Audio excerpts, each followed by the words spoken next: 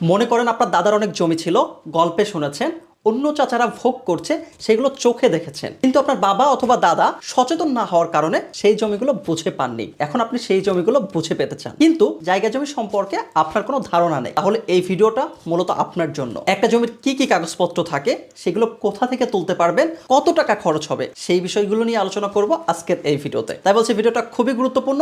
যদি সময় না থাকে তাহলে শেয়ার করে টাইমলাইনে রেখে দিন, পরবর্তীতে যখনই প্রয়োজন হবে তখনই দেখে নিতে পারবেন। আপনার বাবা অথবা দাদার জমি খুঁজে বের করার জন্য প্রথমে খুঁজে বের করতে হবে ওই ব্যক্তির নামে জমির কোনো খতিয়ান আছে কিনা। মনে করেন আপনার দাদার থেকে আপনি জমি খুঁজে বের করতে চান, তাহলে সেই ক্ষেত্রে প্রথমে আপনার দাদার নামে কোনো জমির খতিয়ান আছে কিনা সেটা যাচাই করতে হবে। সেটা আপনি যাচাই করতে পারবেন প্লে স্টোর থেকে DLRMS অ্যাপস এর মাধ্যমে, অথবা আপনার এলাকার ভূমি অফিসে গিয়ে খতিয়ান দেখতে পাবেন। যদি খতিয়ান পেয়ে যান, খতিয়ান দেখতে এরকম হয়ে থাকে। খতিয়ানে থাকে জমির মালিকের নাম, পরিমাণ এবং দাগ নাম্বার। খতিয়ান পেয়ে যাওয়ার পর আপনার প্রয়োজন হবে ওয়ারিশ সনদ। আপনি ওয়ারিশ সনদ নিয়ে বুঝতে পারবেন যে আপনার দাদার থেকে আপনার বাবা কতটুকু জমি পেয়েছে এবং আপনার বাবার থেকে আপনি কতটুকু জমি পেয়েছেন। ওয়ারিশ সনদ আপনি পাবেন আপনার এলাকার মেম্বার অথবা চেয়ারম্যানের কাছে। যদি পৌরসভার মধ্যে হয় সেক্ষেত্রে ওয়ার্ড কমিশনার বা কাউন্সিলরের কাছে। আপনি যদি আপনার হাতে ওয়ারিশ সনদ পেয়ে যান, তাহলে সেই ক্ষেত্রে আপনার প্রয়োজন হবে জমিটি বাস্তবে কোথায় আছে সেটা খুঁজে বের করা।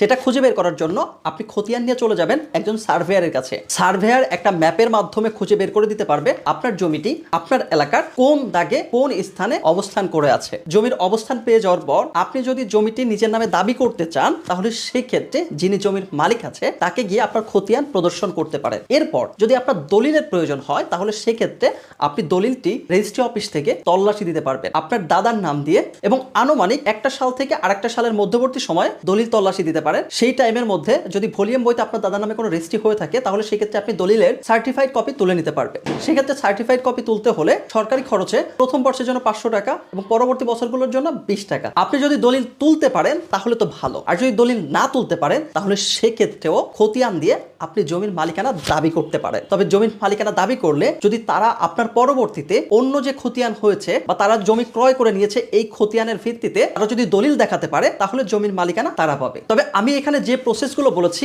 এই প্রসেস অবলম্বন করলে আপনার পূর্বপুরুষের নামে কোথায় কতটুকু জমি আছে সম্পূর্ণটা খুঁজে বের করা সম্ভব। অনলাইন থেকে খতিয়ান বের করতে 100 টাকা করে প্রয়োজন হয়। ওয়ারিশ সনদ তুলতে 200 থেকে 250 টাকা নিয়ে থাকে। ভিডিওটির কোথাও না বুঝে থাকলে কমেন্ট বক্সে কমেন্ট করতে পারেন। এছাড়া বিশেষ প্রয়োজনে ফ্রি এবং পেইড পরামর্শের জন্য ইনবক্সে মেসেজ করতে পারেন। তবে সরাসরি কলে কথা বলতে চাইলে পরামর্শ ফি প্রদান করতে হবে।